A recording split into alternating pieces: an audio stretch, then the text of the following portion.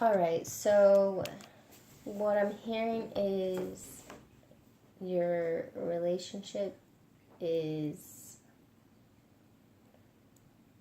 a little unhealthy with him bringing you down like that. Yeah and no.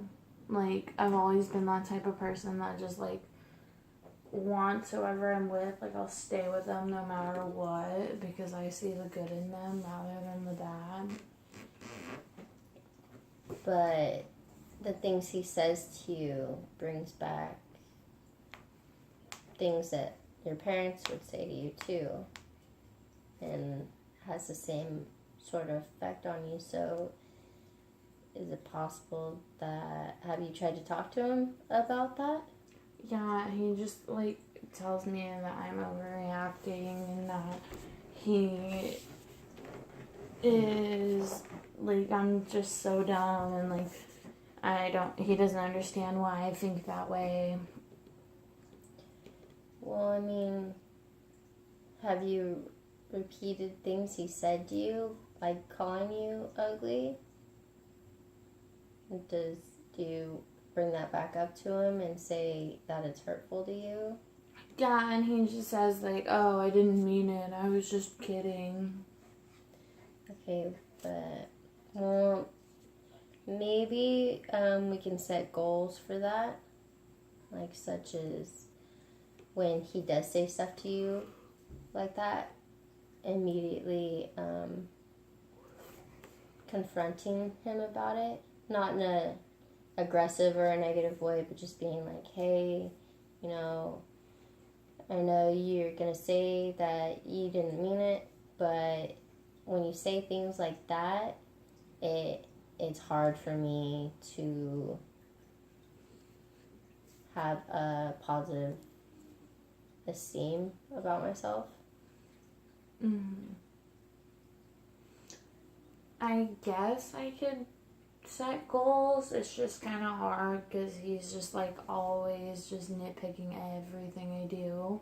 So it's really hard to stay in a positive mindset with it. Okay. Well, maybe we can focus more on you. So, I understand that you try and see the good in people, and I'm not going to tell you not to do that, but we need to find a way to um, make the comments have less of an effect. So maybe we'll just work on getting you to have a positive view of yourself despite what other people say. I mean, I guess it's just really hard for me because, like, I'm gaining so much weight and I continue to eat all the time. Like, I stress eat, and then my boyfriend makes me feel ugly, and then my parents just never, like, it's just everything, and it's just so hard to deal with all the time. Okay, so the first things that you keep mentioning is the stress eating and the weight gain. So we can start slow. Maybe we could focus on that. So before, when you got stressed, what would you do before you started stress eating? Like, how would you cope with that? I would go to yoga.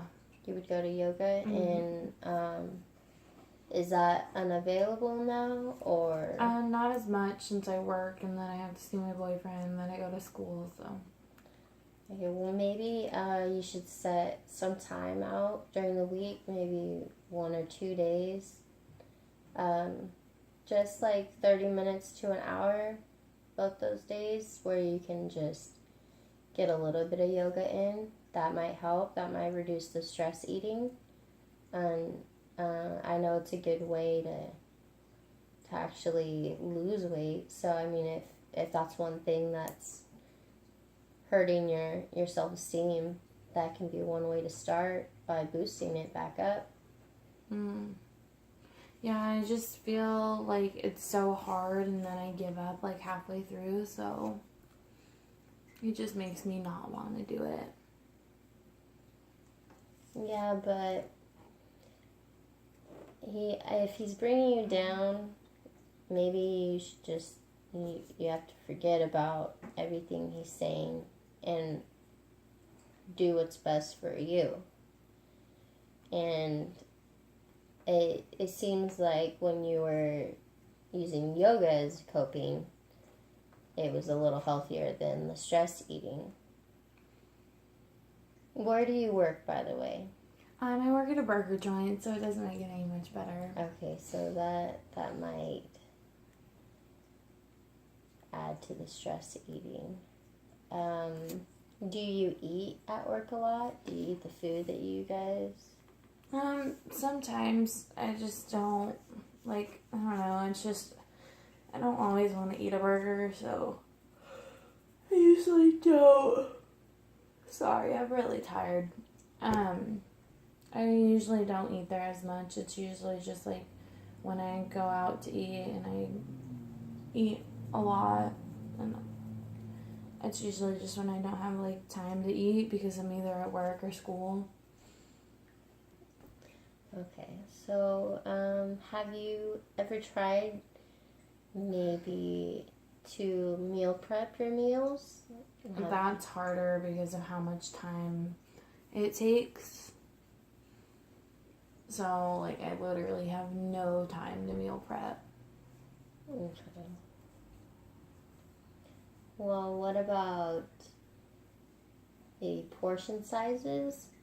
Like, I have other people who I know will cut what they get at restaurants in half before they even start eating, and have their servers box the food up before they even touch it, so they only have half of the plate there to eat, so they can't overeat. So maybe you could do that and then save the rest for like another meal instead of just eating it all at once. I don't know if you eat it all at the restaurant or not, but I mean you can start slowly that way. Yeah, it's just really frustrating because, like, I work out and then my body just decides to gain the muscle, so like I'm continuously the same weight, but it's harder because like my eating is so bad that I'm just like this constant weight, and I'm never like it's never gonna change. Okay, so you work out too, which, I mean, the weight, it could just be constant because it's changing from like the fat to muscle. So maybe you can look at it in that way, not that you're fat, just that you're strong and you're becoming lean. Yeah, but when I like look in the mirror, I just see like a double chin in my stomach and everything that I just don't want, and I feel like I'm getting like no progress. We can set goals for that then too. We'll just set one goal right now for each of your things. So with maybe the eating, we can try the whole portion sizes. You can try that, and maybe, I mean, that'll help along with your working out and just taking it slow. I mean, I know it's hard to not want results instantly, but it takes a while. So you just have to keep reminding yourself that you are progressing, and that even though you don't feel like it, you're doing something good for yourself. It's just going to take a little bit of more time. Yeah, it's just hard like to stay on track. So like I think if I can set myself goals, I'll make it like a little bit easier for me than rather than just me like just giving up halfway through. But really, like, I've never been like confident in how I look at all. Like since elementary school, I was just always just the bigger kid, and I just hated every part of it. So I never felt like I was pretty enough. And, like, I think that stems from where my, like, issues are.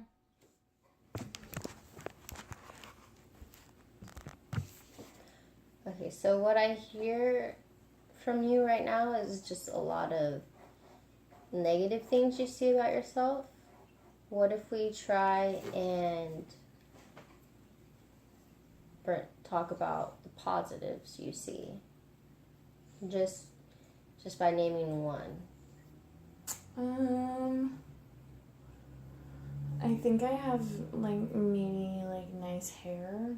That's about it. I was gonna say, I noticed you play with your hair a lot. So, I mean, usually I do that when I like it. But so, you like your hair. That's one thing. What's something else you like about yourself? I like the fact that I can make people happy. Okay. Like, via, like, I know them so well, like, I can get them, like, a certain gift and they'll be, like, extremely happy because it's, like, exactly what they wanted. Okay, so you can make people happy too. Those are two really good things. So maybe instead of just focusing on the negative and keeping yourself from growing, try and look at more of the positive things about yourself. So, should I, like, keep a list or something? Like, that seems like, I don't know, like, I really don't want to carry something around, but if I have to. You don't have to carry anything around, but maybe when you wake up or right before you go to bed, you can maybe look at yourself in the mirror. I know that might be hard, but then just instead of looking for the negativity and the things you need to work on, or you think you need to work on, maybe find the positives. And just each day look for a new positive. Yeah, it's just really hard for me to be positive. Especially with all the stuff that I'm dealing with in my life. Like, I just really wish my family was more supportive of everything that I do. Like, they hate my boyfriend, and then they don't like what I'm going to school for, and they just, like, don't appreciate anything I do for them, so. Okay. Well, have you ever tried to talk to them about this? Not really. Like, they kind of just shut me out on a regular basis.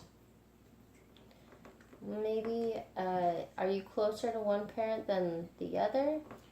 Not really. Like, my dad is the complete opposite of me, and then my mom, like, we just butt heads all the time. I'm really close with my sister. Okay, well, I mean, maybe you could try talking to her and, like, prior to talking to one of your parents and explain to her how you're feeling and see if she can help you. I'm sure she knows how your parents are too. And just maybe try and level with them and just explain, like, you're just doing these things because it's what's going to make you happy. And you're just trying to better yourself. And see if maybe they can, like, find a way to accept that.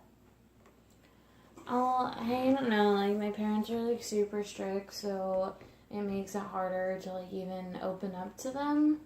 And, like, I can talk to my sister, but, like, she's just gonna tell me, like, oh, you're just being dumb. Like, mom and dad know, like, what's best for us. They've given everything to us. And, like, she'll side with them, but she'll, like, listen to me. So it makes it a little bit harder to, like, talk to anybody within my family.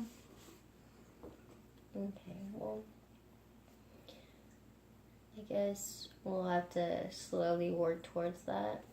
Towards you feeling comfortable enough to talk to them? If you could talk to your mom, do you know what you would say? If I could talk to my mom, I'd ask her like why she doesn't think like I like when I'm good enough, or like the things that I do are good enough. Like that's what really bothers me, is like she never tells me that I'm doing a good job. Okay, so really, what I'm getting from this is that you really just want to hear that they're proud of you and that they think you're doing good. Yeah, I'm like, because I'm like the one of the only kids that have gone to college and like is actually getting their bachelor's degree and then like master's and all that stuff. And they just like continue to like, they just always talk about like my sister, and or like my mom just always talks about my sister and how my sister's doing and what we can do to help her. Did your sister go to school or anything? She went to school for a couple of years and then dropped out because she got sick. Okay. So, does it make you feel like maybe she cares more about your sister? No, just more like she coddles her because like she has the illnesses, and like she always reminds me like, oh, your sister could have died and blah blah blah, and I'm just like, okay, but she's living right now, so. Okay. Well, have you ever thought that maybe your mom is proud of you? She just doesn't say it because she's more focused on her sister because she's scared about losing her. Probably. Maybe she sees you as the responsible one. She knows that you can handle your own. I just feel like my sister and my mom always look at me like I'm the strong one, like I have to be the one that's okay, and it just gets like super tiring at points because like even when I'm sad, like I have to be okay. Okay, well, maybe that's where the yoga can come into play too. Because you said you work out, so maybe one day instead of doing the actual workout, you can try the yoga, and that can be your release from the stress of school and work, as well as the always having to be strong for your family. You can just kind of release all your emotions. Yeah. It's just kind of hard because like all my friends are away too, so like I don't have anybody to do that stuff with, and I really miss them sometimes. Do you think if you went, maybe you could meet new people that you can enjoy it with still, even though your friends are gone? Probably. I just don't really care for people that much. Like most of them annoy me, but if I worked on my people skills, I'd probably be like, I guess I'd have like a lot more fun. So that can be another goal we can add, is working on your people skills. Because right now I hear you saying you have your relationship, your family, your work, so you have your coworkers, and then school, so some people in your classes, but no one you really interact with because your friends are gone. So maybe try and put yourself out there a little bit more, meet new people that maybe you have more things in common with that you think. So, I mean, yeah, I guess I could try like to branch out rather than just stay secluded with my boyfriend all the time. yeah, because being withdrawn can add to the problems.